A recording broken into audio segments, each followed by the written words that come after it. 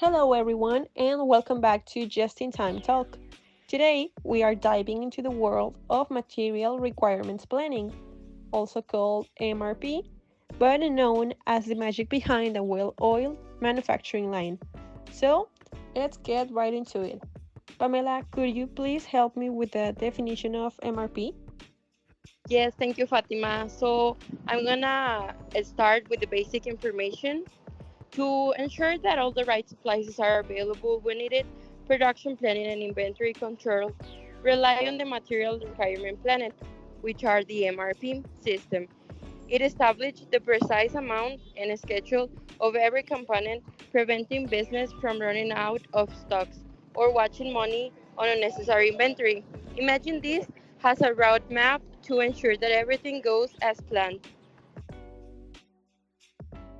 And what's cool about it is how it calculates these requirements. It uses demand data from orders and inventory records to schedule the ordering or production of materials. So you're not just guessing. MRP uses real data to make sure you have exactly what you need when you need it. And for the complex manufacturers, such as those producing electronics, where the numerous components must fit precisely, all of that is coordinated with the support of the MRP. Like an example, avoiding the stockouts that may result in a downtime. Imagine a factory line that, I know, the whole waiting line because a single component is missing. Right, and it's not just about preventing stockouts. MRP also optimizes lead times, cutting down the gap between ordering and receiving materials. It means production can stay on schedule, which is crucial when time is literally money in manufacturing. Yes, and by cutting down on unnecessary inventory, companies save on storage and handling costs too. So MRP ensures that they keep only what's essential, which keeps costs low and efficiency high. It's like having a finely tuned supply chain that works in harmony. Also, speaking of tuning, let's break down something fundamental, the bill of materials, or BOM, which MRP relies on. Could you help me with the definition, please, Luis? Yes, of course. The BOM or the BOM is essentially the full recipe for a product, which lists every part and material needed, along with exact quantities and sometimes even the suppliers. I pull example like the iPhone X. The BOM will list the parts like the camera, the processor, the battery, the memory, and many more, with the specific suppliers and the cost, which each piece is tracked so nothing fails through the cracks. Yeah, and BOM is super detailed. It is not just what parts to order, but when to order them. In that way, MRP knows exactly what materials need to be on hand at each step, and this prevents the costly delays. As we mentioned before, we have an example of the iPhone X. Uh, it was also said that it was important to remark when it had to be used, and that's what we will do. It is divided in four segments. In the first one, we have the main components, such as the camera that costs $35. Then we have the processor that costs $28. Another thing that is crucial is the RF chipset that has the price of $18. Then we have the power management integrated circuits that has the price of $14. And finally, we have the memory that adds $33 to the cost. And in the segment 2, we have the specialized components such as the RF power amplifier that has a cost of $16 with 60 cents. We also have the user interface integrated circuits that cost $10. The sensors that are only $2 with 35 cents.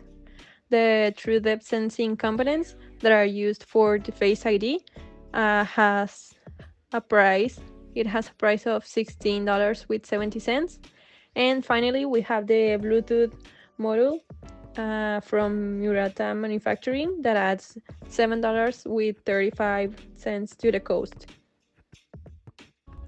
Okay, so as the third segment, the iPhone touchscreen display is one of the most expensive components, costing around 110. The rear enclosure at 61. The battery at 6, and other small parts like the power supply and headset around 12 are also essential. Beyond this, assembly, labor, and design expenses add to the final cost. Altogether, the primary components cost Apple about 490, while the retail price is much more higher to account for this additional cost. Exactly, it's like a bit like a shopping list with timeline, and the MRP used that BOM to keep everything on track. But the BOM alone isn't enough, and the MRP also depends on the current inventory records to know what's already on hand and what still needs to be ordered. Okay, so MRP keeps a close link to inventory. This relationship is really what keeps the stock levels accurate. No more overstocking or understocking. MRP keeps the balance, avoiding unnecessary storage, cost, and making sure production has everything it needs. Order scheduling is important for this reason. To ensure that resources arrive on schedule and prepared for manufacturing, MRP employs inventory data. There is no waiting around and no wasted space, just like when a perfectly timed delivery arrives just before the cooking begins. Okay, so that leads us to the big benefits of MRP in the supply chain. Let's break down the 5 top advantages. First off, improved inventory control. MRP plans out exactly what's needed, so there's no guesswork on material requirements. You get better resource allocation and way less wasted stock.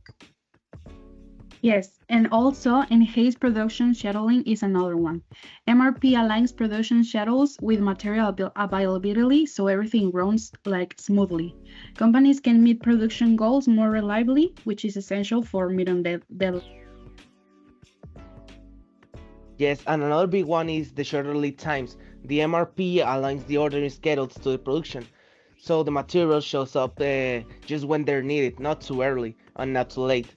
This keeps the production moving without any delays. Next, the reduced production cost. Efficient material use means fewer expenses tied to waste, storage, or unneeded handling. Basically, by avoiding over ordering, companies can keep production costs down. Okay, so finally, there is increased production efficiency. Since everything is available right when it's needed, production flows without interruption. So it helps company constantly with customer demand, which keeps everyone happy.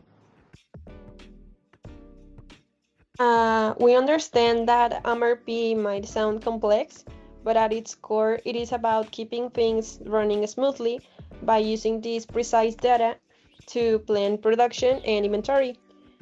So, would you mind about sharing any final thoughts?